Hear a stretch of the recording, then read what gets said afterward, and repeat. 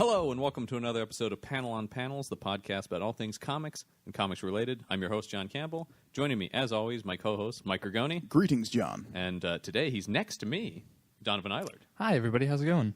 So today we're actually outside of where we normally record the podcast, and we're currently in a basement conference room at Periscope Studios. But we are thrilled to welcome the very talented Joëlle Jones to the show today. Hiya.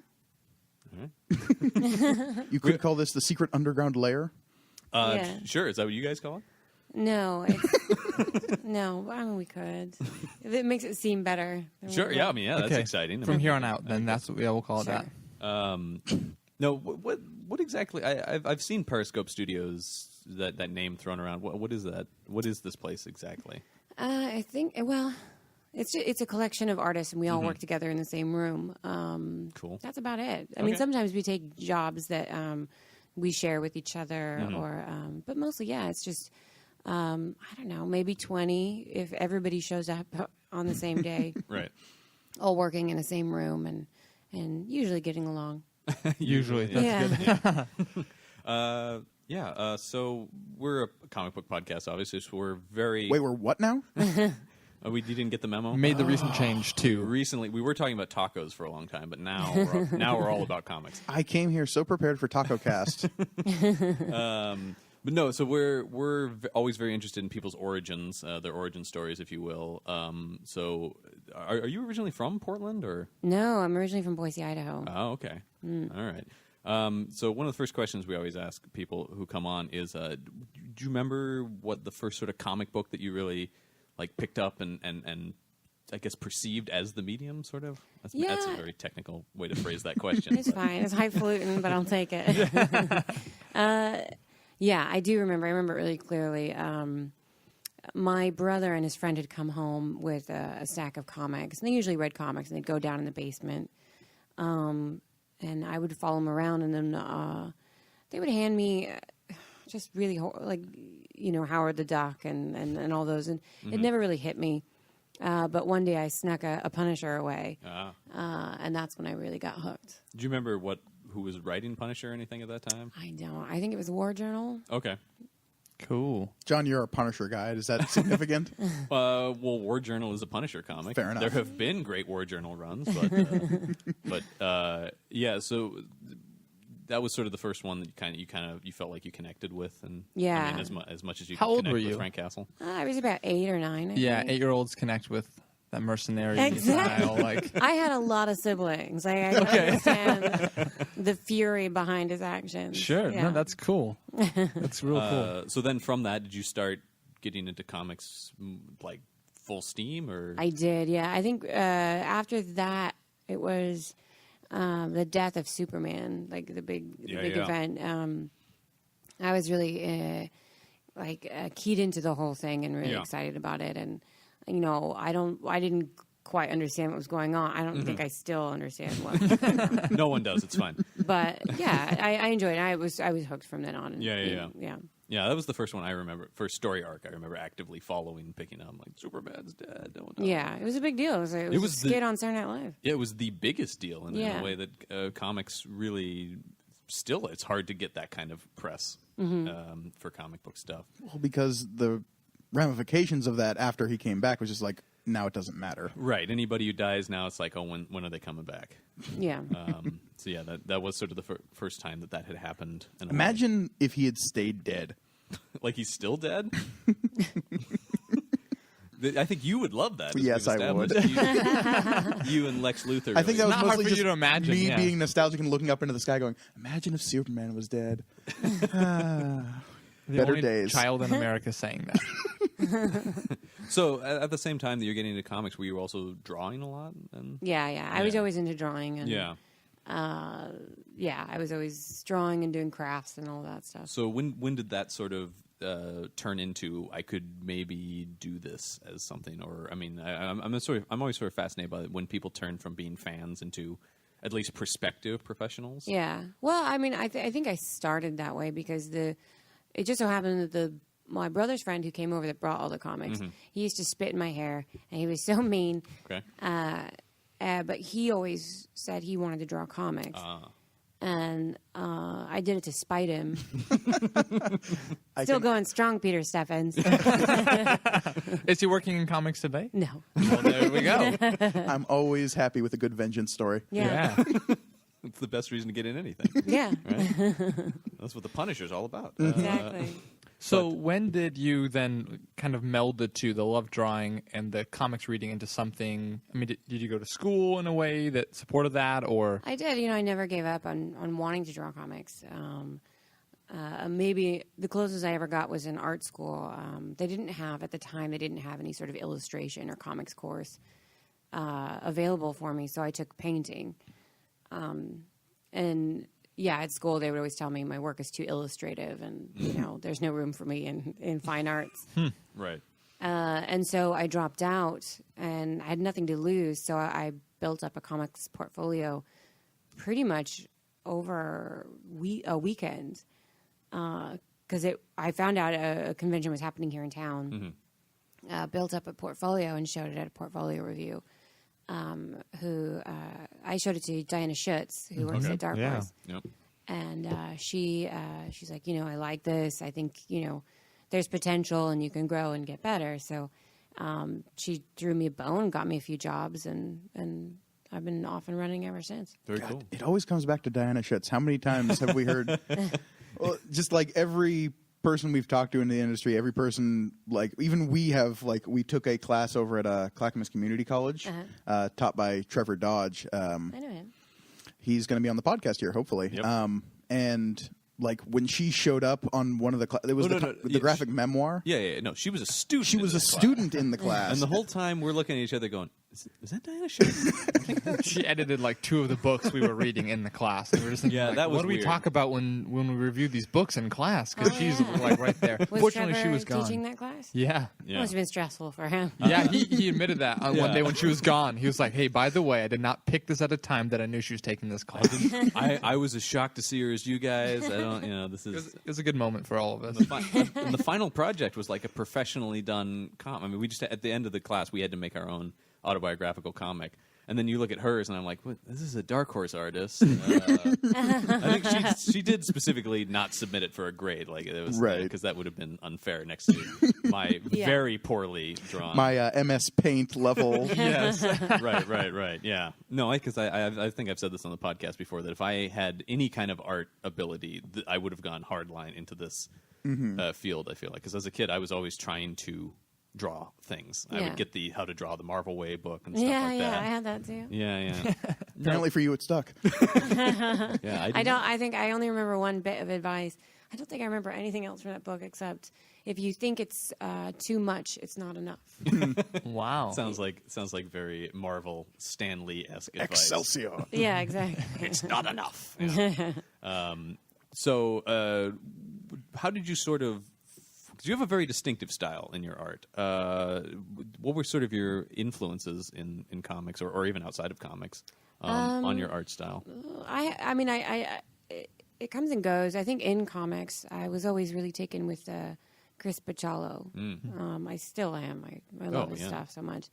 There's an illustrator who did advertisements that I'm obsessed with, Pete Hawley. He did a lot of the Janssen swimwear ads and stuff like that, and absolutely obsessed with him. And I mean, I can't think of any like one or two. Those are the two that I can think of, but I pull from all over and just get inspired. And I'm constantly looking at other artists and getting excited about what's happening. And and it happens daily. Sure, I'm constantly discovering new people and getting excited about it. So and another thing I'm always curious about is now that you're firmly in this industry. I mean, is it still easy to be a fan? I mean, do you still find yourself fanning out about things and comics and things like that? Yeah, I mean, it gets worse, I think, because now I'm around comics all the time. I'm exposed all the time. It's all I think about all the time. I think, I'm too much into it now, and sometimes I need like a level of separation. So when I go home, sometimes it's difficult for me to pick up a comic book at the end of the day because it's been 12 hours of nothing but comic books. Right. And the last thing I want to do is relax with a comic book. Sure. Yeah. So finding the time to read comics has Yeah, been yeah. really, really tricky. Yeah. I was just talking to a friend of mine who's in the industry, and he was saying, like, now that I make them, I don't read them at all. It's difficult. I do on the plane, like Okay, planes. yeah. Planes are my favorite place. Toilets are a great Yeah, place. sure, of course. If it's there next to the toilet, I'm Right, gonna, right, yeah, sure. Whatever it is, a shampoo bottle, I'll read Yeah. it. Yeah. Call it the reading throne. Yeah, yeah. So yeah. Yeah. So you talked about Dinah Shuts kind of got you in the door Mm-hmm. a bit. What was some of that early stuff that you worked on? I did this. I did this one called Sexy Chicks. I don't know it, but I in researching you, I kept seeing that. Yeah, as a it was thing my you had very worked first on. thing I ever did. Besides like some pinups, Mm-hmm. but that was my first. Like I think it was like an 8-page, maybe not even that long. Mm. But yeah, it was a women's anthology comic that Diana put together and edited, and we all had our pictures on the cover. And a lot of people hated it. Oh, yeah. But I enjoyed it. I liked Well, the that's cool. story I did. So, yeah. Cool. And then, so from Sexy Chicks, what was sort of the next? After that, I started working. I met Jamie Rich. Yeah, I've definitely wanted to talk about Jamie Rich because you two seem to have a partnership that really works. Well, Or, I mean, at least as a reader. Reading okay, it, yeah. It works very well. See, now I'm fascinated by that hesitation. oh, he's a complete ass. But he knows. I mean, I can tell him that. Okay. That's fine. Well, that's good. If anything, that's indicative of a good Yeah. Now we don't have to edit partnership, that I feel bit out. like. Oh, yeah. Me and Jamie have been best friends since we met. Mm. So Diana put me in touch with him because he was pitching a book for Oni Press at the time, and it was 12 Reasons Why I Love Her. Oh, Love yes. that piece. Fantastic. And so he got in contact with me, and he said, I'd love to see your portfolio, and if you're interested in this project. And he was asking me, well, where do you want to meet up? And I said, well, I don't know. What part of town do you live in? And he's like, well, I live on, like, what was it, 27th and Thurman. And I am like, oh, I'm on 28th and Thurman. So we were a block away from each other. And the day that we met, we ended up drinking lots of coffee, and then we went out for drinks immediately after and karaoke'd all Always a night. good combo. Karaoke, you said? Yeah, it was, Yeah. and we karaoke'd all night long, and yeah, we've been best friends ever since. Cool. Yeah, What's your specialty karaoke song? Bjork. Fair enough. Cool. I think that's yours as well, right, Gergani? I'm generally more of a Muppets theme song kind of a guy. That's true. That's true. I've seen you belt that out a few times. So yeah, you mentioned 12 Reasons Why I Love Her, which I know both Donovan and I are huge fans of. How did Jamie pitch that to you? I mean, what did he have at the point that you came in? He had a finished script, Okay, so he had. and it was completely done, and he just needed an artist. And Oh, okay. I was a full-time bartender at the time, and yeah, I had no other comics work happening, so I jumped on it, and yeah, it was fun. What do you think it is? I mean, this might be difficult to answer in some ways. What do you think it is that makes you two mesh so well? I think I'm never afraid to say anything to him. Just like, when you have certain friends where you're never afraid of losing their friendship, so you can Right. tell them like you're being a total asshole, Right. Or I like your hair today. There's not there, which I rarely tell him. I don't know if you've seen his hair, but we've always been really comfortable with each other and really open and honest, and just a really close friendship. So it makes for a good working partnership because, if he writes something, I think there were a few times where he wrote something, I'm like, I hate this. I don't like this. It's complicated. It's strange to draw. I've got to change it. And if he disagrees, he can say it. And we're not going to be angry at each other. There's not some underlying conversation or feelings right. going on. It's just all really Right. blunt. Yeah. Yeah, and then from that, what was that? Was you two also did You Have Killed Me? Oh, yeah. You've Killed Me was after that. So yeah, and so that you sort of came in. It was assumed that you would work on that when that was. I mean, was that Yeah. developed? Did you develop that together? I guess is what I'm saying. Well, he didn't want me to work for anybody else after Okay. 12 Reasons. So while I was drawing 12 Reasons, he's like, let's work on something. What are you interested in? And romance is, as much as I had fun doing 12 Reasons, romance is not my genre. I don't enjoy it. It's not fun for me. I'm not a reader of romance. Can't stand romantic comedies. I told him one of my favorite things is a crime noir. and I've only ever been a big reader of crime fiction. But he's a big cinephile. Sure. He used to be a movie reviewer.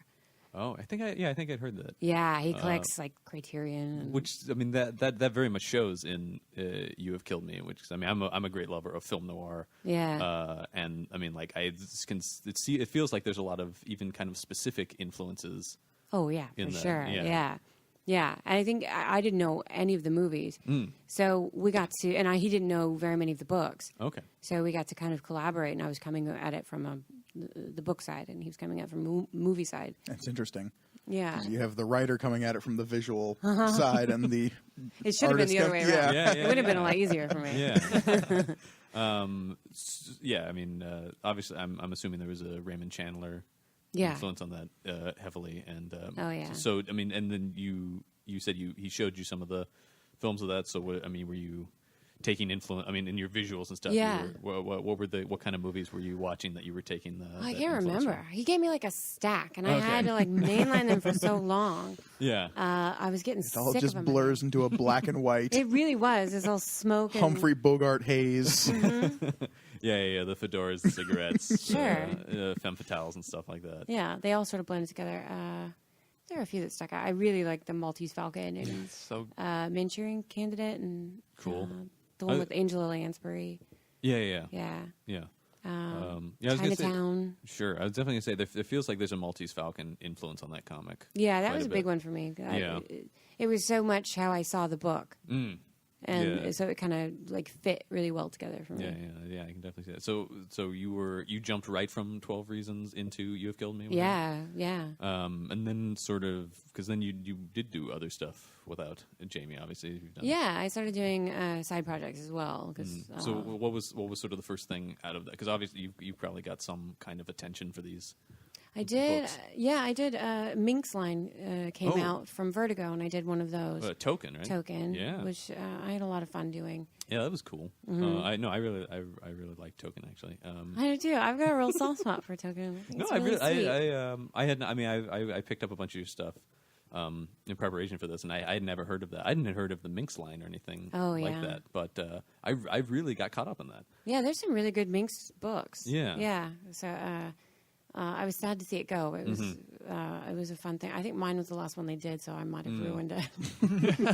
I would be surprised if we're that not was going to the put case. that on you. Don't worry about it. You can. I probably did. But it feels like a big switch in terms of the art style. Obviously, going from You Have Killed Me to Token. I mean, it's still black and white, and do you like working in black and white? Kind of. I mean, it seems like I can't color myself, so Well, I don't have a choice. That's true, yeah.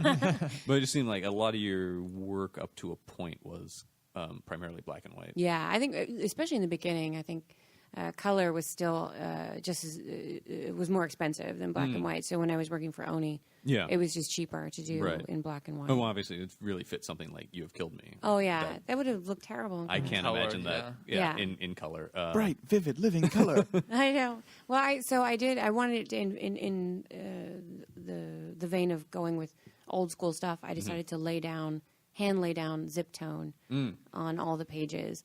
It was like 200 plus pages. Wow. All with hand cut zip tone. Oh man. It was a nightmare. But I mean, something I guess going from something that's heavily stylized as like film noir to something that's more realistic, like Token. What was that kind of? I mean, because you were dealing with real places in Token, Yeah. with Miami Beach and stuff like that. Oh yeah. So was there a lot of photo reference or things? Yeah, like that? there was. Like Google Earth. Oh Yeah. yeah, for sure. Because it seems like you're very specific about not just the backgrounds and stuff I'm talking about, but the clothes characters wear in your stuff. Yeah. It feels very specifically chosen to me. It is for the most part. I have fun dressing them, I Yeah. suppose. I mean, especially I'm thinking particularly something like Lady Killer. That really feels like. I mean, you're doing the It's period very- piece. yeah. So obviously, I would think that would be. It's a blast. Yeah. Yeah. Do you enjoy the period stuff more than like the modern aesthetic? Yeah. Yeah. Yeah, a lot. I'm working on something modern right now, just a one shot, and it's hard for me to get. I've been doing Lady Killer now for 5 issues, And wrapping my head around drawing a pair of jeans has been like, wait, what? Yeah. Like, I can't cover her in like all these skirts, so you don't have to draw all the Right. Yeah. I Yeah. didn't think about that. yeah, Yeah. Pockets. all the pockets and then the brass things, and I don't know. So you've also done a fair amount of adaptations, specifically Yeah. for Dark Horse. I noticed. What is that process like? Because a lot of the time you're working with the authors of these books and stuff. So do they come in with ideas about what things should look like or what characters should look like, anything like that? Yeah, I mean, they're always really particular because they created it Sure. Before I even was on the scene for a different medium. Yeah. But yeah, every author I've worked with is totally different than the next. So for those kind of things, I try to just write it and see where it goes and Yeah. hope it all works out. Yeah. So you did Token, and then what was the next thing sort of after that? What did I do after that? I think I did.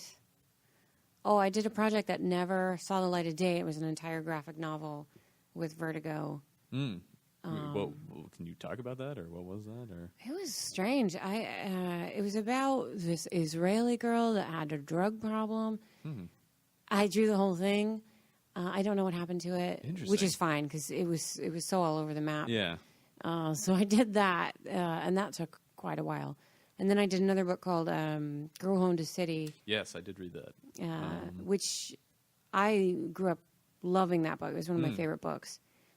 So that was really fun for me to work on. Yeah. I'm trying to think. I did Troublemaker. Yes, I With was Dark going to ask Horse? about working with Janet Evenich. Yeah. Does that does Janet Evenich go to like Dark Horse and say, I want to do a comic of this, and then they go, well, we have these artists or this artist? Yeah. And so, that one was a mad dash to get work done. So that was really like quick. Everybody pulling together. I had to have actually Ben Dewey did my backgrounds for that. And I had an inker on that one. Like it was just everybody pulling together and let's just get this done. It was really fast paced, but I learned a lot from working that quickly. Right. Yeah. To the point where it's come in handy now, Sure. Yeah. knowing that I can hustle. So Yeah. I'm curious about. I mean, you said you had completely done all the art for that Vertigo book. Yeah. Yeah, because going back to that, that's something you always hear about, like maybe movies that get scrapped Right, I through was production, gonna or ask. games that never see the light of day. But you never really hear about comic books that just like are done but never get released. That's very strange. Yeah, it was strange. I'm not sure. Something, as far as I wasn't told really that much, but the writer just sort of disappeared. And Gulp. Never. I mean, I'm sure she's fine. I'm just curious about that idea that you Yeah. can do all this stuff and then because I've heard of books canceled sort of in the early conception phase. sort of, but to be that fully finished and It's that really art strange. is just sitting somewhere conceivably, or Yeah. I think who knows because that was back in the day when you had to FedEx the pages in. yeah. And DC offices just moved, so it could be in a dumpster in New York somewhere. Whoa. I mean, I don't know. Yeah. I really don't know. I'm not Some that concerned, postman honestly. loves that book. He reads it all the time. He wrote in, he lettered it. Yeah, exactly. Yeah. Oh, that'd be cool. Like you get a blank one and then you get to just write in whatever story you want. Yeah, I can do Well, that. it could be drugs or it could be something else. Let me. could be. It's almost like old Marvel way of working, kind of. Yeah. Just fill it in as you go. Yeah, just filling in. Yeah. And actually something I wanted to ask about. I mean, like working with writers. I'm assuming everybody has sort of a different style and something, but like something like working with Jamie on something. What is that? What does the script he gives you look like? How detailed is he versus sort of letting you decide on things? Something Yeah. that always fascinates me is the lines of communication between artist and writer, and whether it's more of a collaborative experience or if, in some cases, you hear about, like, say, Alan Moore handing somebody like a book. Oh my god. We can't stop talking about Alan No, Moore on this I know. podcast. We bash on him a little bit. Oh. We love him, but we also, I think, like a lot of comic book fans, are a little scared of him. Yeah. The scripts are insanity. Have you ever read? Yeah. But I mean, so like, what I mean, let's talk about Jamie specifically because that's sort of been the ongoing collaboration you've had. Yeah. Like, what do his scripts look like? I think they can be really detailed, but he knows I'm going to ignore quite a lot. In the beginning, he was a lot more clear about stuff, and I think, even when we were working on the next book, You've Killed Me, I mean, we lived a block away from each other. We both work from home. We drink a lot. So it was a lot of just like going out and shooting the shit together. So the notes in the book would consist of, like I told you about this thing the other day. go, if you don't remember, give me a call. Yeah. Like those are the kind of notes. That's kind of what I've heard a lot of writers talk about, that in some ways a script is just like a letter to your to your artist. It absolutely is, yeah. And I work with Cullen Bunn quite a bit. Yeah. And he's really good at that as well. He's like, it's really conversational. Yeah. It'll be like, I'm not really sure what you're thinking of this, but this is kind of how I'm seeing it. But if you see something better, go crazy kind of thing. So That's cool. I mean, Cullen Bunn's writing like 15 books or whatever. he's writing pretty much everything. Yeah, I mean, it seems like he's writing the whole of the industry at this point. Yeah. It's amazing. Approaching Bendis levels of writing all of the things. Yeah, they've kind of swapped out some their positions there. But yeah, I want to talk about working with Cullen Bunn, actually. We're all big Cullen Bunn fans here. Oh, and good. I really enjoyed Helheim, yeah. Yeah. Nice, That's really Yeah. good I fun. love Cullen. How did that come? Because he's not local, so He's not, no. So what's the communication like in the more modern age where you can just like Skype or do you use Yeah. technology like that, or you? Yeah, a lot of emails. I am Smoke not, signals, carrier pigeons. Sure. Well, it would I- be fitting Helheim, right? It would, yeah. Send the crows. That's right. I can't stand talking on the phone or Skype. If somebody wants to do something besides email, I knock the thing. Oh, that's all right. It's just, is it? You got it? Okay. Did I do it? No problem. Got it. For those, since you can't see it, Joelle, just hit the pop screen on the mic, but it's all right. Scared the shit out of me. You're all right. Yeah, I don't like talking on the phone. Yeah. So we just do email, Well, that's cool. and we'll see each other at conventions. Mm-hmm. That's about it. Is it weird to like have feedback pretty instantly? I mean, it's not like sending something off FedEx and a couple days later getting a phone call or a letter back or something. Is it weird to be able like that same day get It's input? It's sort of a curse actually, because if you don't get immediate feedback, it's like sending a letter in junior high. Like, will you go to the dance with me, Mark? Yes or no. You send your art off to your editor, and you don't hear anything for a couple of days, and it's fucking awful. Yeah. It wrecks your brain. You're like, what's wrong with it? Do I have to redraw it? Yeah. Do they hate it? They don't even care about it. It just ruins you. Everything is over. Yeah, And then but you hear if back, it's the mail, oh, looks good. yeah, but if it's the mail, there's a million reasons why they wouldn't. Sure. But if it's email, you're just like, I know you saw it, motherfucker, and you're not writing me back. So it's stressful. Yeah. Yeah. And sort of, you talked about that there was a time when you were sending stuff out or whatever. I mean, so you've sort of, in your time in the industry, have sort of seen that technology change, obviously, Yeah. quite a bit more.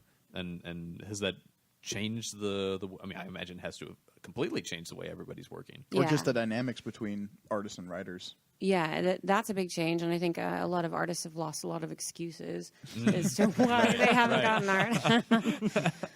yeah. and being locked to your phone and your email, and Right. You're always going to see that email alert on your phone. always. Yeah.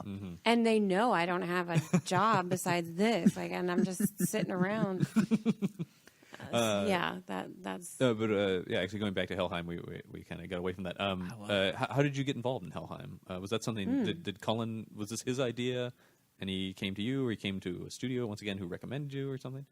It was actually, so he took it to Oni, and I at the same time what was I doing? I was doing something. I think I was pitching something to Oni, and I can't remember. Anyway, but they were like, well, maybe not, but how about Crazy Viking thing. you draw Helheim? And it was an odd choice for them to make. Well, it seems like it's a completely different kind of comic than the other Yeah. things you've done. But I've talked to James Lucas Jones quite a bit, and I have an obsession with Vikings, and I collect Viking movies, and Oh, well, then a perfect fit. yeah, but I love it. But nobody had ever really given me any sort of like hyper masculine, Yeah. epic adventure, which is what I wanted to do desperately. Oh, cool. And I think it was a matter of just putting myself out there and saying like, this is what I'm into, and I really, don't want to get stuck doing more romantic, or I'd rather do something I haven't done before and try Sure, something yeah. else. And so he's like, go for it, give it a try, see if you like it. I loved it. I still love it. Yeah. And then you're doing, or you're done now doing Brides of Helheim as well, right? Yeah, I just finished. Yeah, that's cool. It's I know awesome. you've read that, Don. Yeah, it's super good. Yeah. I liked it Yeah. more, I think, than original I Helheim. kinda Can I did say that? too. You did? Okay, Yeah. good. Well, I mean- I loved all the characters in this one. Oh man, it was. I don't want to spoil it for these yahoos, but they haven't read it. But man, it was great. Yeah, I had a So- blast with this one. And I mean, it's not like I was reading it and I was like, wow, the art is so much better. Like Joëlle phoned it in on the first one, but I'm still like, I know like the story, can like say everything. it. No, I would, I totally would if I felt that. But I don't know, they just felt like really tight and really just everything. I think I just it's the thing of I got more comfortable with the characters Yeah. and I knew them better, and I didn't have to look up anything or think too much about the character design. It was Yeah. kind of going off instinct and just having a blast. So Cool. And something I was going to ask you, because I love both those projects, but both of them move exceptionally fast. Like the Yeah. pacing on those is just enormous. Is Yeah. that difficult as an artist to kind of formulate that pacing that the author wants? I think Or it may be hard with other writers, but I think with Cullen, it's been really easy because he hits the moods right. Like the mood never really shifts into something other than it's fighting time or it's not. Yeah. So it stays pretty consistent as far as like he lets me know what the emotional beats are in between all of it. So yeah, it's been really easy with him, and I'm lucky because he's so great to work with. So Cool. Yeah, I mean, there's a relentless action to that, and it seems like a lot of the stuff you've done has, I mean, well, maybe not a lot of it, but there's been a lot of action and stuff in it and stuff, and I keep saying stuff. stop saying stuff. Yeah, okay. John, we'll have to fire What kind of you. stuff are you talking about? Let's lift some lampshade hanging. I feel like if I point it out, it's all right. But no, with the action, how do you? I mean, it feels like you're almost like capturing, like in a film, but you're just capturing these single moments. How do you, especially in something like Helheim that has these gigantic battle sequences in it? I guess how do you make those decisions about the pacing of it and things like even just panel layout and things like that? Well, a long time ago, I think it was high school, and I was trying to write and draw my own comic, like most high schoolers, and it's terrible. But Sure. somebody gave me some really great advice about choosing scenes for panels, and they said put on Indiana Jones. I think it was what's the Ark one? Raiders of the Lost Raiders Ark. of Raiders of the Lost Lost Ark. Ark. I love that. And like the face melting scene, and they're tied to the pole, and Don't look. yeah. Don't look. So basically, it's watch it and then pause it and pick the key scenes that would describe exactly what's happening because you can't show more than one action. And then sketch it and show it to somebody and see if they can figure out what's going on. Cool. But you have to sketch it so they don't know. But anyway, Right. it was a good lesson, and sometimes even still to refresh my brain. I like to watch like a real challenging one is like tricky martial arts movies. I do so many like micro movements, but what's the big sweeping thing that you would pick? Right. And it's still it's a fun brain exercise, and I try to do that in comics. Yeah, I mean, a that lot. definitely comes off because I see, I mean, in something like Helheim, I'm not lost at any point. I mean, sometimes I'm reading a comic and I go along and I'm like, wait, how did that guy get? I need to go. Okay. Right. All right, got it now. Yeah. But in that, I mean, I mean, a lot of your stuff really moves along. I mean, I was thinking about the car chases in Lady Killer, which seems like that would be. I've always wanted to do a car. Yeah, chase. yeah, I was going to ask you about that because it seems like I don't see a ton of car chases specifically in comics. It's like that and Hawkeye. Yeah. Yeah. Hawkeye does use a lot of car chases. But yeah, that's why I guess I'm just complimenting how awesome the car chases in Lady Killer. I've always wanted to try it, and I want to do it again, but I want it to be like bigger. I started small, like okay, it's just a little tiny car chase. Let's see how it goes. And I had so much fun. It with doesn't come across as little when you're reading it. It's just like this is the stakes could not be higher. Oh, you just fill everything with speed lines. It looks more dramatic than it is. totally good works tip. for me. Yeah. Yeah. When in doubt, add more speed lines. That's right. Yeah. Now Having a conversation at a table, add speed lines. yeah, that's what we're gonna do for this podcast. Our podcast became way more thrilling since we added speed lines. It always does. Yeah. But yeah, with I want to talk about Lady Killer. is this the first time you've been credited with writing something as well? It's the first time I've written anything. Okay, yeah. wow. Yeah. And I read the thing that Jamie wrote at the end of the issue 5, so I have a little bit of idea. But if you could tell our listeners and us a little bit more about how this came to be. What? A lady killer. Oh, yeah. He. So I came to him, it was like 4 years ago. And I was like, there's this thing. I want to write really bad. Because I wasn't really getting any work. And the work I was getting, I wasn't that excited about. I wanted to move genres and do something different that I haven't done. And it just wasn't happening. So I'm like, I've got this idea. We went out for drinks. I'm like, what do you think? What do you think of my idea? He's like, yeah, it's really good. I said, well, I'm really nervous to write it, so, I'll need a little hand-holding. But so we fiddled with it for years, and then finally when my schedule opened up, I was able to start. But by then, I'd gotten a lot more confidence, so we switched the roles a little bit. I wrote the whole thing, and then I would draw it, and then he cleaned up the dialogue, and that was about it, yeah. Yeah, he he very much, but he was pretty clear that this was very much your thing, and he was just sort of... I was very bossy. Helping out. Had you always wanted to move into writing eventually? Was that always something? No, I never wanted to. I was never interested, but I think I just got bored with, just getting the same old types of work. So do you want to do more writing in the future? I will. I will if I get bored again. And okay. I only ever want to write something if I'm tickled with an idea. And I don't. I've got one now that I'm fiddling with. It's so dark and disgusting. I don't know if anybody would ever go for it, but it's something that I would do whether anybody published it or not. So. Oh, cool. Yeah. So where did you said Lady Killer sort of came to you? Well, where did this start? Was it the period? Was it the? I'm obsessed with vintage ads. It very much comes through on the covers of Lady Killer, which I particularly enjoyed. I've had a huge obsession for years, and I was raised really traditionally, like in a very traditional household. 2.5 children, white picket fence, family dog. No, there was like 12 of them. Oh, that's but when I was like really six young, traditional families. Yeah, when I was really young, like my mom sewed everything and did all this stuff. She sent me to like a finishing school, like an etiquette school. Oh, okay. Because I was a bad kid and didn't know what to do with me. Yeah. And there I really learned like the lady arts and how to do things. And it was all about catching a husband. Oh, yeah. And so a little bit of the struggle of being thrust into a role that you're not entirely comfortable with. Well, I know Jamie mentioned in there that you had him read The Feminine Mystique. I did, yeah. I'm like, you don't get it. You gotta. I didn't trust that he would understand the struggle, so I'm like, you just read this book. I don't have time to explain it to you. Did that work? Did he? I guess he says it works. All right. Yeah. So, you'd have to ask girls he hits on in bars if it works or not. We'll do a cursory investigation of the Portland bars. Yeah. One of you has to go in a wig with a microphone. I'll take one for the team. Yeah. Lady Killer, the sort of what was the? I guess what I'm asking is like, what was the kernel of the idea behind that? You're talking about. I can kind of see where you're. I had an ex-husband that I was. I didn't want to kill him. I've been accused. He was a bit frightened. Okay. Freud would have some very interesting things to say about the comic. I know. I read this comic and I'm a pacifist.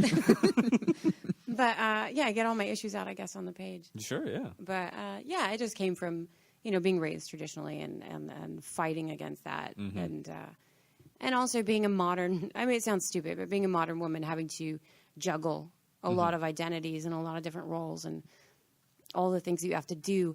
I'm not trying to make a feminist statement, but I'm just trying to get out work out some demons, I guess. Yeah. Are there? Have you gotten a lot of feedback, being the writer of that as well, about some of those topics or those ideas? I mean, is that something people are talking about? A lot more. I'm surprised by it. I didn't expect it. I think when I wrote it, I didn't actually think that people would read it.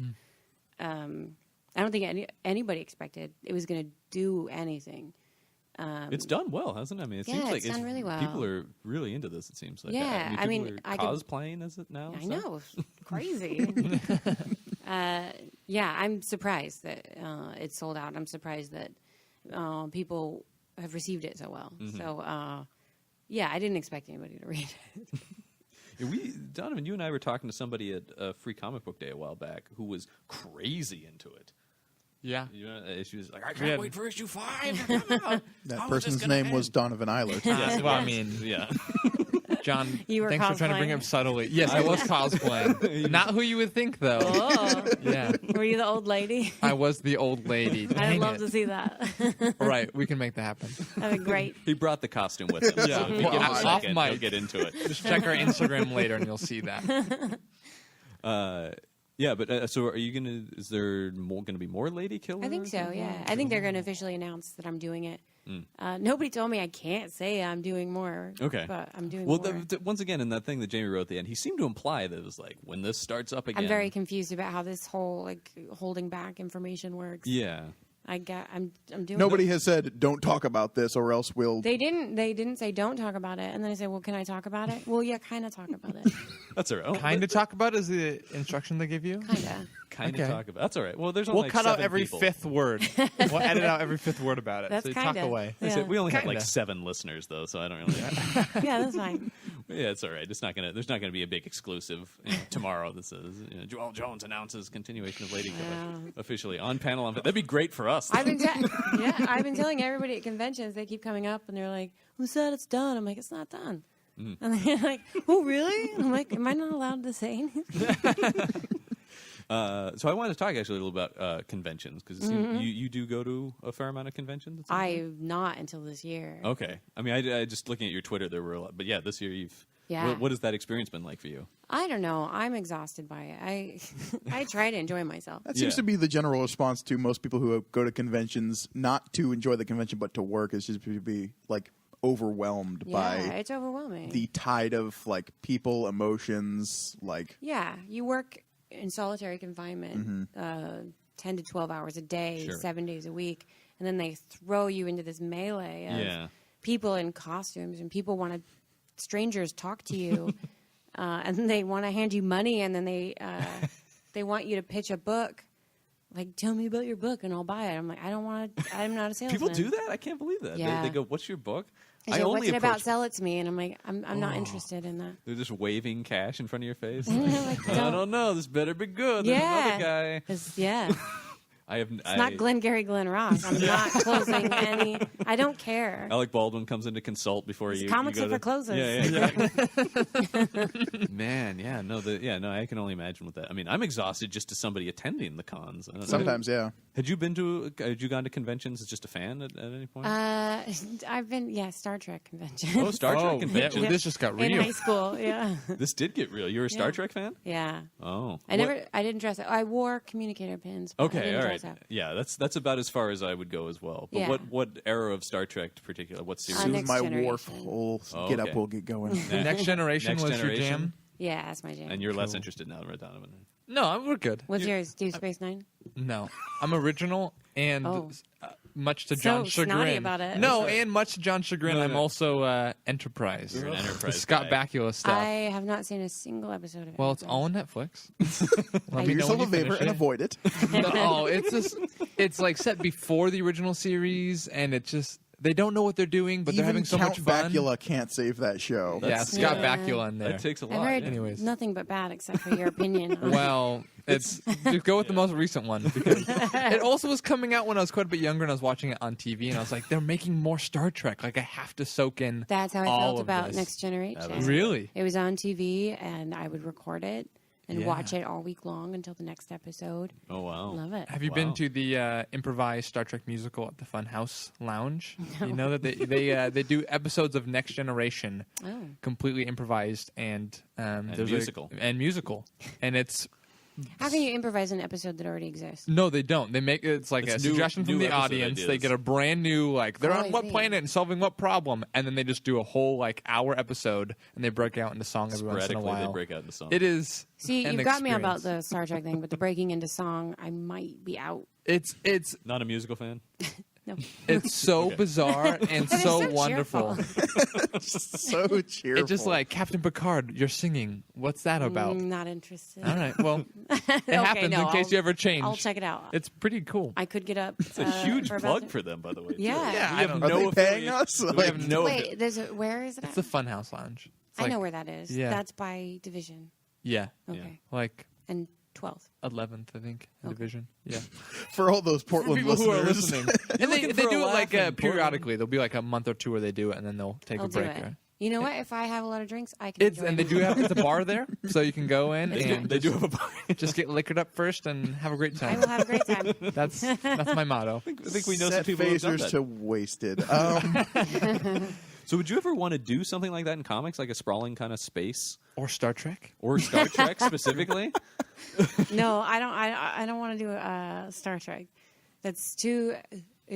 The likeness thing would take. Yeah, I'm always curious about that with artists. Like, how do you? I mean, I don't. Have you done anything like that? I mean, Yeah. you've done some Batman '66, right? Oh Yeah. my gosh, I want to talk about that so bad. Yeah, It's Gorgoni fun. doesn't. But Yeah, but like with Batman '66, you're allowed to have some fun with the likeness. Sure. Like you don't have to make it look just like him. Just like try your best. Well, and that's also kind of a weird sort of. They were people trying to look like a comic, and now you're making a comic trying to look like the people who look Yeah. like the comic, which is sort of an It's very interesting strange. thing. But yeah, no, Donovan and I are huge Batman. Gorgoni, you can 66 tune out fans. for a minute. What was I'm that sorry, what was that? What was that process like? Because having read all of the Batman 66 stuff Mm-hmm. that exists, Yeah.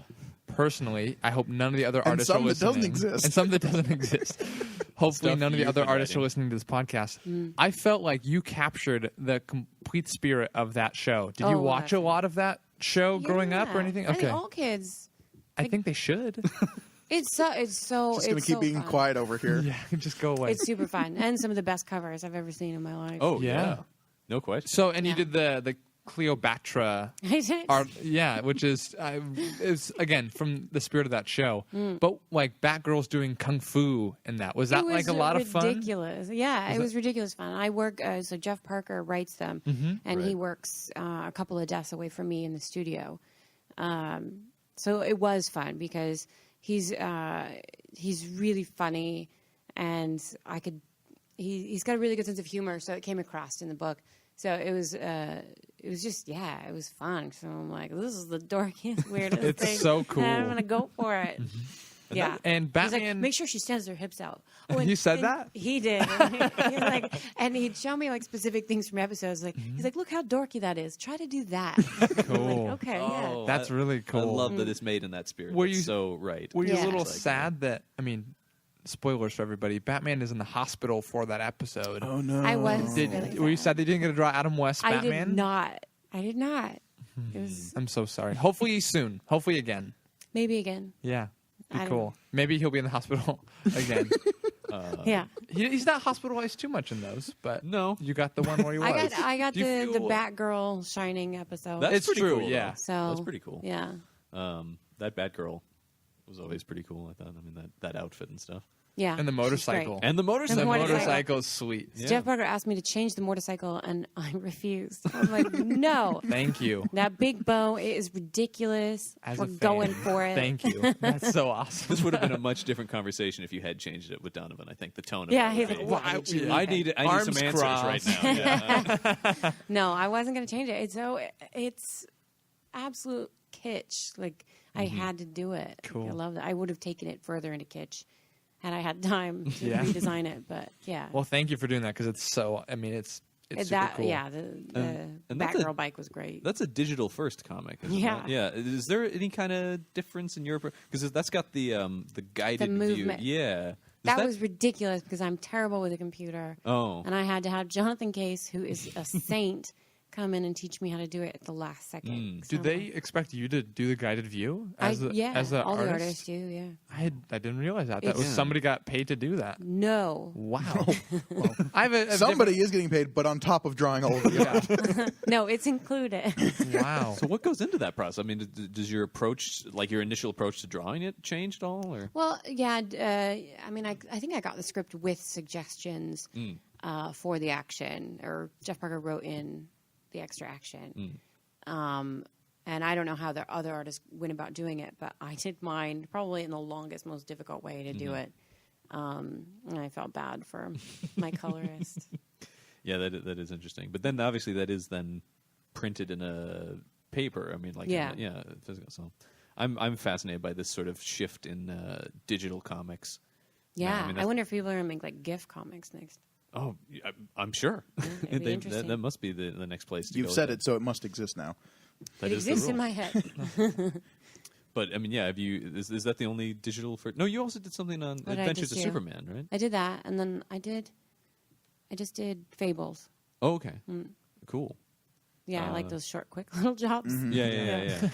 I want you've done a little bit of work with like the big two here and there. Is what's that experience like compared to the more indie book sort of thing? Is there a difference or? Yeah, I mean, there's a difference, but I think every time I've done anything, so I did a Spider-Man 2, and I think anytime I've done those, you're in such a hurry that the differences don't even register. You just have to just fucking draw and then think about it later. Yeah. So it's sort of the pressure is on when you're dealing with. Yeah, I mean, they're really quick deadlines. Yeah, I mean, I guess that's what I and mean, they're yeah. somebody else's characters, and I've never quite felt too comfortable until recently. I'm drawing Mockingbird from Agents of S.H.I.E.L.D. That's right. I heard about this. And I'm having a lot of fun with it. Like, that one's actually really fun for me. Yeah. Because it's not like too set in stone anywhere, and Sure. there's nothing in my head that. Yeah. No, is that Mockingbird? Is that in the show's universe or is it just the comic book Mockingbird? I think it's just the comic book. Okay. Yeah. Because you said earlier that you aren't really asked to look at Adrienne Palicki and like No. make her look like that yet. No. Like that conversation hasn't happened at all. Yeah, I hope it doesn't happen now because I drew the pages. Well, I mean, I don't know who listens to Not this to get too deep podcast. nerd into this, but again, on the show, they haven't even called her Mockingbird yet. So. It's true.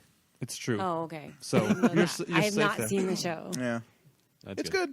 It's fun. Everybody says so. Yeah. Yeah, it's good. I mean, You just did and it. they- I watched the first season and I was not smitten. Second season's a lot better. That's what people say. They're not. They're really We talked about this on our wrap up episode, but the first one they're kind of floundering until Winter Soldier happens, and then they go full bore into what they're doing. The second season they already have that, so they're just So it's all just nonstop moving spy stuff. through. It's Okay, really good. fun. It's 'Cause less I thought- Monster of the Week kind of like Oh, okay. over and over and over again, and more just like, and there's crazy spy factions going on, and there's double agents and triple agents and all this other crazy Well, I would stuff. like that more because the first season came across to me as like I came up with a subplot that was very interesting, and it was what if these were the worst of the worst, and just to get them out of the way, they gave them all these really crappy things to It do. kind of reads And they're like just that. Keep them away from the real things that are happening, and push them over to the side. I could see that. That would make a lot of sense with that first season. And yeah. that made me enjoy it.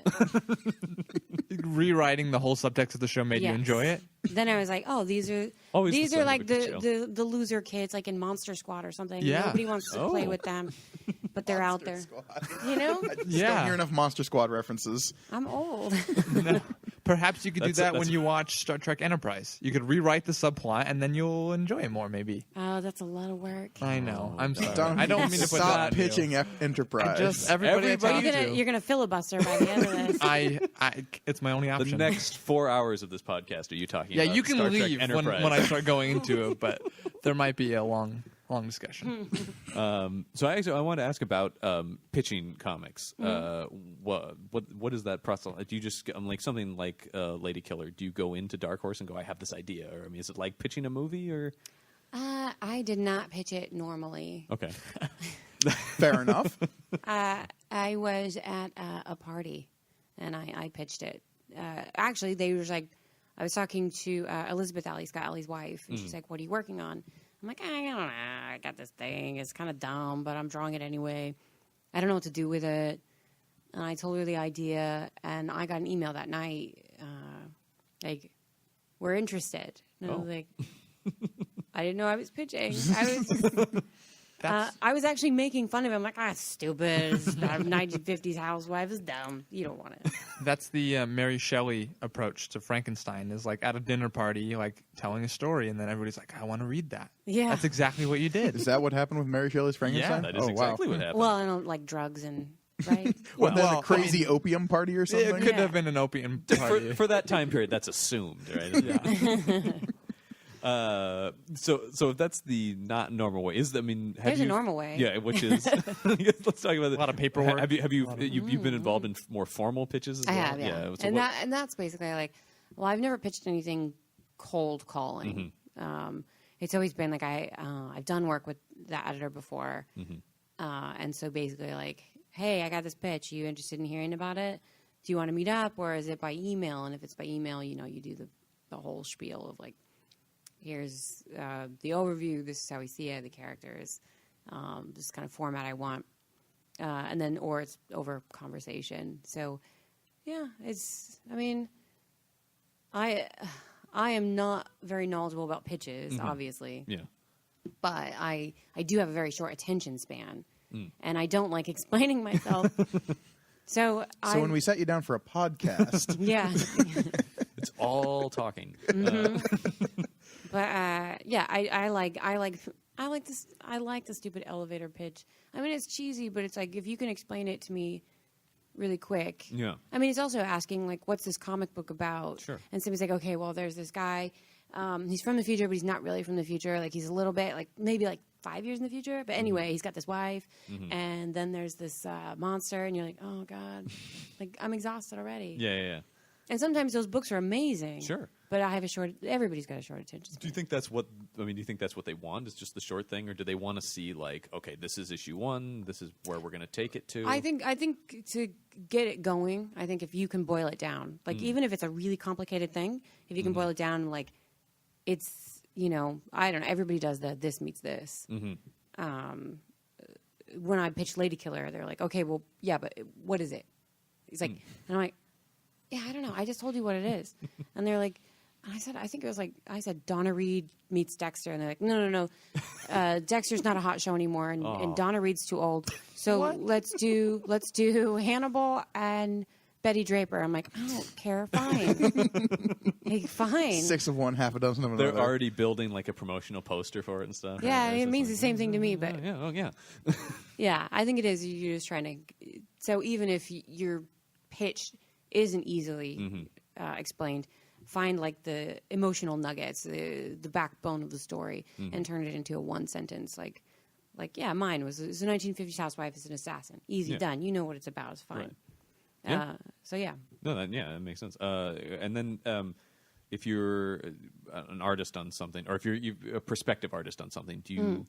Is there like an audition process for that, or do you sometimes, just sit down? I'm curious about that because sometimes you have sort of set creative teams like you and Jamie or something. Obviously, if you're going to do something, you just call them. Let's do something. But if you're on something more like the adaptation kind of stuff, is that is it like we need somebody for this? We're going to talk to 5 people and I did have them fight to the death or something. I messed it up so bad. I did one. Pencil samples for Lobo. I messed it up so bad because there's 2 Lobos. I don't know if you knew that. I don't. There's the big beefy one, and then there's the weird like There's the angsty emo. teen one. There's the emo. No, I did not. I only know the other. The big main BB man. That's the one I know. Yeah, that's the one I know. I read the script, and it's like Lobo 1, Lobo 2. I mixed them up. But it was one Lobo killing the other, and I thought, for sure, this big guy is going to kill the little guy. It was the other way around. Disappointingly enough, yeah. Basically going against what they're trying to do. Is I get would rid of the rather big have guy. seen that one. I drew it completely opposite way, and I'm like, I totally fucked this up. Yeah. Did they tell you that? Or they're like, No, oh, by but the way. No, you found out later I that. found out later. I was like, oh, God. You're like, that's why I didn't get that. That's embarrassing. Yeah. Yeah, that's also something curious about is the way people note you, or what I mean. How many? So if you draw something, do you send? Number one, are you sending people like full pages? Is that what you're? It depends. Yeah, I think for pencil samples or something like that, I think they gave me 2 pages to pencil. So. And then, then from that, if you, I guess I'm telling you, if you're on a book with somebody, and you send them pages, and then is there a lot of back and forth frequently where you have to redraw stuff, or is this? I think with licensed stuff, for sure, because you're going in and you're being hired to make it look a very specific way. Right. But on creator-owned stuff, no, I don't. I rarely get like, you turn in the thumbnails first. Sure. And the hope is that you get all your notes on the thumbnail stage, and those are all about storytelling. And then by the time when it comes to pencils, they've signed off on the storytelling aspect, so there should be really no surprises. And the only thing to pick at is maybe like, oh, well, the character actually has dark hair or whatever. Right. You're like, oh, okay, or, Yeah. I rarely get notes on that stage, just because I do all my research and all that stuff ahead of time. Sure. So usually by the pencil stage, it should be just good to go and straight to inks. Well, then I was on like a bigger license thing, like a Superman or something. When you draw something as iconic as Superman, do they say we want this kind of? Because there's been many variations of the Superman look. Do you choose like, oh, I like this Superman, or does somebody go, no, it's got to be this Superman from this era or something? I think if you're working on a much bigger profile type of Superman than me, because I just did like a one little digital first. In the adventure. So Superman, it was pretty open, and so I chose to do like a Spiegelman. Oh yeah. From the cartoons. Yeah. Is it Spiegelman? No, it's that's wrong. I know Fleischer. That's Fleischman. it. Yeah. Fleischer. Fleischer. Yeah. Fleischer. Yeah. I chose to do that version. Yeah. I wanted it to be modern but have a 40s look. Yeah. Because at one point he picks up an elephant, and I'm like, it's so clearly it's supposed to be fun, and I wanted to put Lois Lane in a tweed suit. Was the whole reason. Always a good choice. I wanted to draw old cars. Yeah. Not really into drawing modern cars. Definitely. Yeah. This seems to be a theme throughout a lot of your work, is the old timey kind of stuff. Yeah, I'm doing that in Mockingbird as well. I've changed it to the 70s. Cool. Very cool. Because I like those cars. Yeah. So then your research for timepieces, like where do you go for that? I mean, just Google Lots of Googling. 1950s housewife, or I collect old magazines. It's disgusting. My house smells like an old magazine. I have stacks and stacks of them. And I'll watch TV and just go through like a 1953 Homes and Garden and just really enjoy it and snap pictures with my phone and put it all in a file. But yeah, I mean, so with what I'm doing now, I really love 70s film.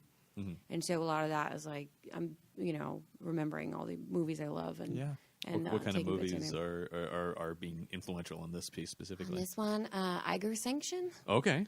Yeah, it's probably the biggest influence.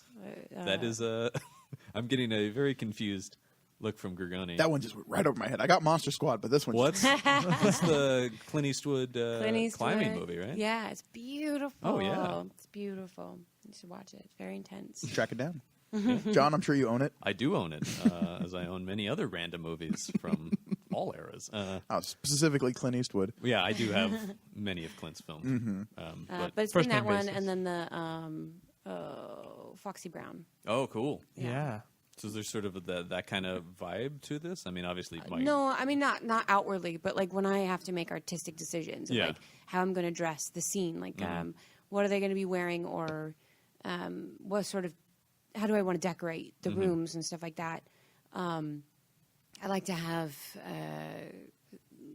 points of reference of like, well, like a lookbook, like I'd like it to look kind of around this, and sometimes I'm successful, sometimes not, but I find if I lower my parameters to, I want to be influenced by these types of looks, it helps me make my decision-making process so much faster. Because if I have it, if it's modern and an infinite amount of possibilities, I'll research a specific table that they're going to sit at forever. I'm like, I don't like that one. I don't really know what I'm looking for. But if I narrow the parameters, it makes it so much easier. Yeah, that is interesting. I mean, I've sort of said this to people about, like, I don't feel like this generation is going to look back and go, ugh, what were we wearing or anything like that. I mean, I would imagine that They absolutely will. Well, they probably will, but I don't know. thought that about me in the 90s. When Oh, I was well, wearing that's baby doll true. dresses and Doc That's true, Martens. but I guess I don't Why I see. just stick with T-shirt and jeans. It hasn't guess changed that's- since the 60s. But I feel like that's kind of what I see a lot of people in. I mean, I don't know. It just feels like, I mean, I think what you're saying is that the specific, like the 70s era is a thing, and then you look at a movie like Foxy Brown, and that's an even further distillation of a part of the 70s. Yeah, exactly. And who's writing Mockingbird? Chelsea Kane. Oh, really? Cool. Yeah. Has she done a lot of comic book stuff? No. I don't think. no. Yeah, It was 'cause I know her very as a exciting. novelist. That's Yeah. awesome. It's She's interesting. great. Yeah. Do you find yourself, as you're working on projects, to be a perfectionist, or is there kind of a point of like, oh, well, this is close to what I wanted. Now let's move to the next thing. I think it's both. Okay. I think it's both. It depends on my mood, and the time frame. If it's crazy deadline time, you just have to let it go, and hope for the best, and hope nobody notices. Yeah. Like in Helheim, sometimes I was really rational. I'm like, I don't know, cover it with blood spatter. And who cares? When in doubt, cover it in blood. Yeah, It works for that comic. It worked in Lady Killer too. I'm like, I was gonna say, I can't seem to get this anatomy right. Just throw some blood on it. Done. Cool. Yeah. So, and then as a project like Lady Killer, were you finding yourself at the end like, this is exactly what I had pictured, or you're like, it's not exactly what I wanted, No, or it's like, not where at does all it what I wanted. really? I can't stand my own work. I mean, I like it for about 20 minutes, and I'm like, well, I did a really good job. And then I'll walk away, go to the bathroom, come back. I'm like, what the fuck is this? This is awful. Yeah. I think that's true of any creative type. So, like, I look at a lot of my own writing and just be like, "Ugh, everything is wrong with this," Yeah. even like right after it's done being written. Like, if given enough time, you can pick apart anything you've done in Sure. infinite, like, Yeah, little... and I think I think anybody that creates anything absolutely does that for the most part. But I think what makes certain artists successful is the ones that take those feelings and make something out of it. Of like, so I see that it's really bad. That means I have to try that much harder next time. I'm not going to feel this way again. I'm not going to do this again. And so I'm constantly like berating myself. I'm like, you really messed up and it went to print and it looks terrible. That can't happen again. So I have all these checks and balances in place of like, you got to stop messing up and just, keep getting better every time. Cool. So, are there things for the next installment of Lady Killer that you're like, okay, this is what happened last time. This is what I'm going to try for this next time, artistically or writing wise? I mean, is there things that you're like, I really want this to happen? Yeah, I mean, all the plot revolves around what I want to draw, which makes it easy for me to write because I'm like, fuck it, I'm tired of drawing Seattle. They're moving. Yeah. I want a car chase. Yeah. Yeah, I mean, like you were saying, like you want to do a bigger car chase next time or something. Bigger like car chase, and different types of fights. I'm moving them clear across the country. Different setting, which Cool. means different types of clothes. that. Yes. Because they'll be tropical this time. Oh, okay. Yeah, more tiki. I was like, ooh, I had fun with that. I want to do more tiki. And you were talking about fighting. There's some awesome fight scenes in Lady Killer specifically. How do you sort of research that? Do you look at like unarmed combat, different forums and stuff? I wanted something specific for her, so I studied a lot of Krav Maga. Okay, that makes sense. For her, and then my boyfriend studied fight choreography. Oh, wow. So what I do is I'll write a fight scene, and I'm like, okay, I got this thing. I want her to fight with double knives, and I don't want her to just kill one guy. I wanted her to kill 3 guys. Yeah. Let's do it. And I'm like, I want it to be a small hallway. I want it to look like this. And we go back and forth, and he will argue with me about what's possible. And I'm like, no. And then she hits him in the head, and his head explodes everywhere. And he's like, no, that's physically impossible. And at what point do you pull out the argument, but it's a comic book? It's a comic book. Yeah. That is my favorite sequence in Lady Killer, by the way, is that hallway knife fight scene. It's So super cool. He was so frustrated with me. Because we do the fight, and I take photo reference. Yeah. For all the fight stuff because cool. I want the fight scenes to be grounded in like a physical reality, a fight that I've felt. Like I remember for the very first issue when she stabs that woman in the chest. Yeah. That was my boyfriend held me down, but I remember what it felt like to be in the position. And then we reversed position. So I knew what it felt like to be physically in each I think that really position. comes through. I mean, the violence in it is very visceral. I mean, like, Yeah. particularly that was, I mean, because that's pretty early in issue 1. It's just like, oh, shit. She is stabbing this woman. in not like kind of a standard movie way, but I mean, you're seeing some messed up stuff go on there. Yeah. It was like a Navy SEAL kind of stab. Yeah, which I appreciated as Yeah, I do a lot of research on the fight Yeah. stuff, and my It boyfriend comes taught me through. a lot. And I love the Krav Maga stuff. Oh, So did you Krav get Maga's like awesome. a broadsword and a bear for the Helheim stuff to Yeah. like figure out? I have a broadsword at my desk. Really? That's awesome. And I take photo reference for Ricard, the big monster. Yeah. I know I'm not a dude and I'm not big, but when you make that physical action, it helps. Like, it helps your muscle memory, and so when I draw it, I've got the memory of like, shit, those things are heavy. Cool. That's awesome. So you use a lot of. I mean, you use photo reference for sort of the action stuff. Do you use photo reference for other things as well? Yeah, I try not to ever be faithful to the photo reference. Okay. So I basically use I'll pose for men all the time in my book. And I just use the gesture lines of like spine, shoulders, and hips. That's cool. Just to make it feel animated. Because sometimes when you over-reference something, Sure. it can be static. Yeah.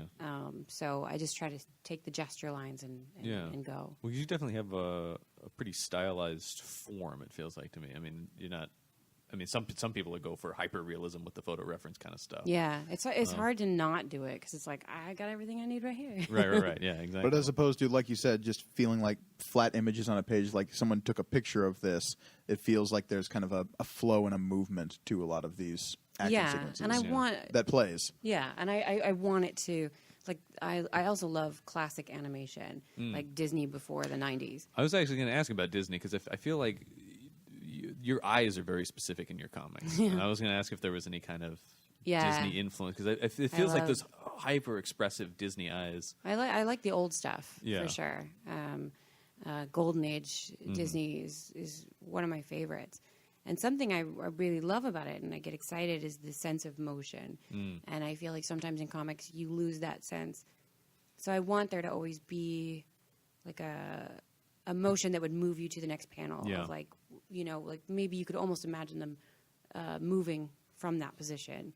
That comes through particularly in something like Lady Killer where there are these very intense fight sequences or the car chase or the battle sequences in Helheim as well. Because there are some problems even speed lines can't fix. It's true. Yeah. Callbacks. Callbacks are fun. So do you guys have anything specifically that you're dying to ask Joelle? I mean, I got my Batman 66 out. That was a pretty big. You got to geek out. I mean, Batman 66. and I got to mention Enterprise twice. So that's Yeah, make it times 3 now. times. Oh, well. You noticed. You were Okay. becoming a liability on this podcast. That was my goal from the get-go. Was that? All right. Well, if you don't have anything, I believe we're going to turn now to our segment that's specifically geared towards guests, which is we now turn to Weird Questions with Donovan Eilert. Yes. So everybody. We don't have a theme for it yet. No, but we don't. Okay. Some Weird questions with Donovan Eilert. He's gonna ask questions. They might be weird. every That's time we don't have a theme, you just I sing tried, something. yeah. You're indispensable to the show. All right. Thank you. So Donovan, you want to take over? What is your perfect pizza? The one with the buffalo mozzarella and the basil and Nicely done. tomatoes. Nicely done. Marguerite? I think Margarita? so. Yeah. I didn't want to say it because I sound like an asshole. No, it's fine. Yeah, I say it, then now I sound like one. So thank Thank you. I appreciate for passing that off. What would something that your 8-year-old self would see you do and be shocked by? Plucking my eyebrows. Okay. Good. Great. And have you ever owned a Bare Naked Ladies CD? No. Okay. And I'm Solid. not lying. I'm very proud of that. Really? I've got a lot of things I'm embarrassed about, but not that. But not that one. Good to know. Thank you. That has been Weird Questions That with was Donovan Eilert. So as we kind of end the show, we always end it the same way with our recommendation segment, where we recommend comics we think you should be reading or you should check out, or that are just good. Joel, do you want to join us for this? Yeah, we talked a little earlier, and I can never remember, but I just read Copra, Okay. and I love the art. Who's that by? Michelle Fife Okay. is gorgeous.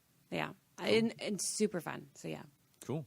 Grigoni, what do you got? I have yet another webcomic because I feel like I'm the only one who reads webcomics. It The only is- one ever? Sometimes it feels that way with you guys. No manga, no webcomics, and so you're. Yep, I'm the alone on only that. one. Yeah. Maverick. But the one I've got is one I've been reading for years now. It's called The Order of the Stick. It's by Rich Burlow. It's kind of a fantasy kind of D&D setting. It takes like a generalized fantasy setting where all the characters of this comic are kind of aware that there's a D&D game happening. So it's like, oh, I found a +2 sword, and they're commenting on that as it's going along. So it's a lot of fun. It's a funny webcomic. It's been going for a long time. It's called The Stick? The Order of the Stick. The Order of the Stick. Because the art style is kind of all stick figure-y. I'll show you the... Looks like that. Great podcast cool. right here, me showing a picture. Cute. Yeah, it's kind of got a very simplistic art style, but it really comes across in the humor of the writing. Very cool. Cool. So the one I'm going to recommend this week is Jupiter's Legacy. Ooh, I love that book. It's so awesome. Mark Millar and Frank Quitely, who I love. I love both of those guys, but Frank Quitely's art, Amazing. so good. All-Star Superman is probably my favorite Superman comic ever. But what I love about this is Mark Millar always likes to kind of screw with tropes and stuff like that I like, and this is about sort of the douchey, like, socialite children of famous superheroes who have powers but are very blasé and uncaring in the way that they use them for their own gain and such like that. And it gets crazy. If you haven't read it, I don't want to ruin it too much, but it definitely gets really crazy. A Mark Millar book gets crazy. John, you're blowing my mind right now. About halfway through that book, there's a total turn where it almost like becomes a new genre and everything. Yeah, it's really dark, too. I Super enjoyed dark. the hell out of it. Oh, it's great. I know. I loved it. And also, Mark Millar writing a dark book is also not that surprising.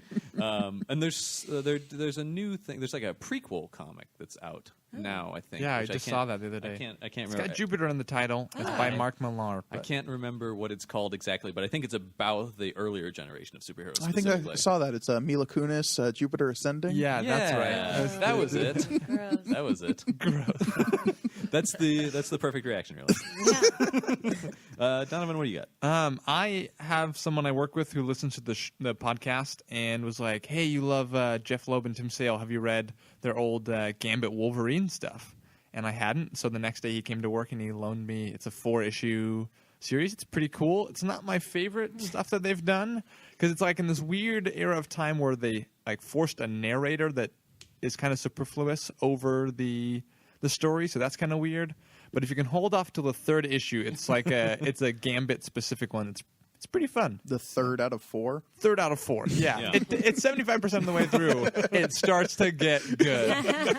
But again, it's 4 issues, so it took me like an evening to do. Sure. And it's fun, and it's cool to see stuff before. I mean, this was, I want to say it was 95, so it was kind of before they pushed into the bigger stuff they've done. Sure, yeah. It's kind of cool to see what they were doing before they were doing like Long Halloween and stuff. So. Yeah, very cool.